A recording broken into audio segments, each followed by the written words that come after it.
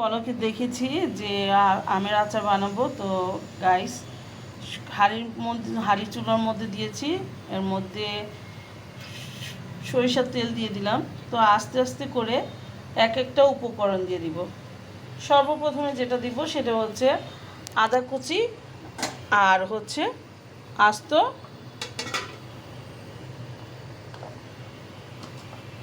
আস্ত রসুন।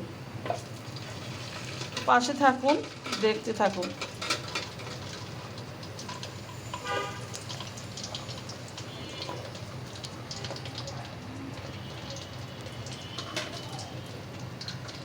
এরপরে যেটা দেব সেটা হচ্ছে কালো জিরা আর আস্ত শুকনো মরিচ।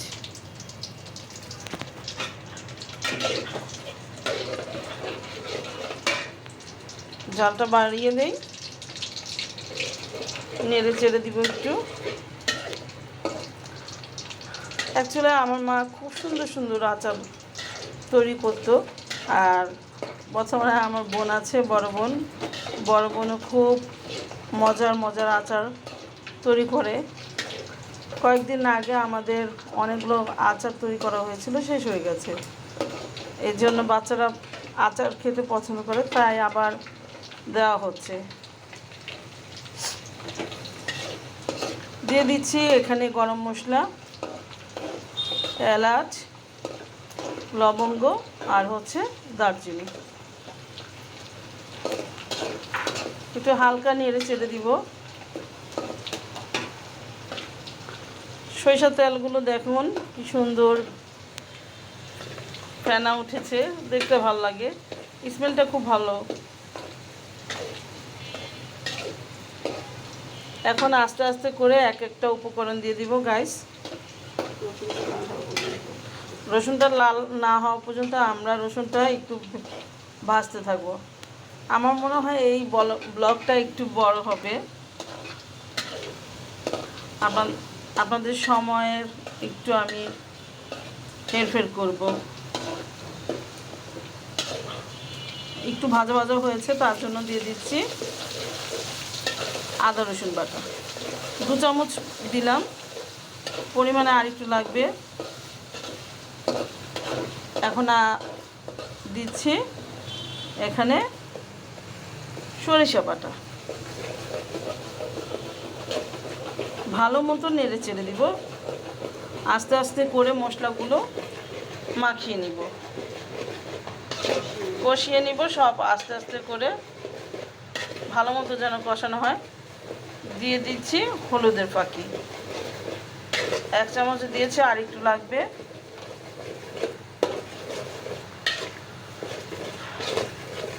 সরিষা বাটাটা দেওয়ার পরে স্মেলটা অন্যরকম সুন্দর হল, একদম মজার একটা স্মেল আসছে। আমার তো এখনই লোভ লাগছে। দিয়ে দিচ্ছি সিরকা, হোয়াইট ভিনেগার, একটু কালো জিরা দিয়ে দিব।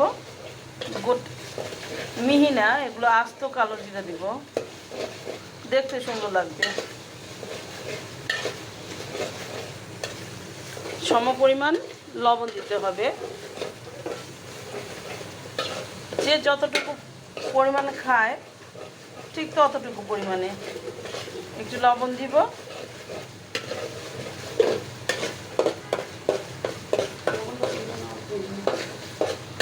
প্রথমে লবণের পরিমাণটা অল্পই দিই, কারণ লবণ বেশি হয়ে যেতে পারে, এর জন্য অল্পই দিব।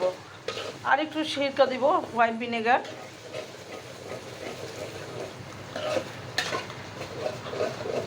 আপুরা, আচার দেওয়ার জন্য মশলাটা ভালো মতো কষাতে হবে।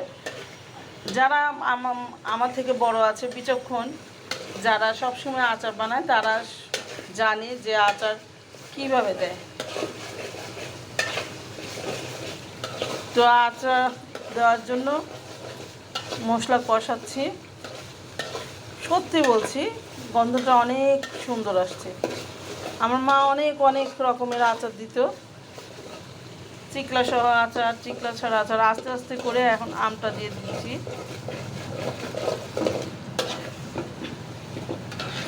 এখন কি করব, মশলার সাথে আমটা কষিয়ে নিব।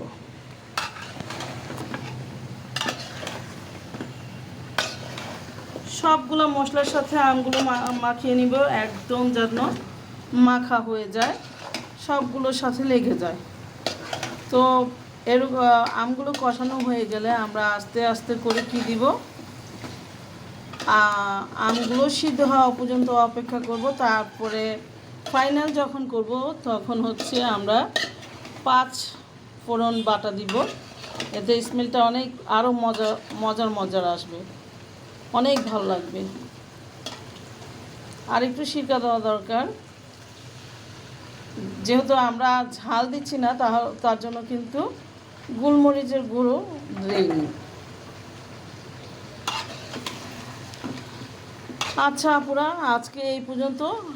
আচারটা পরে কীভাবে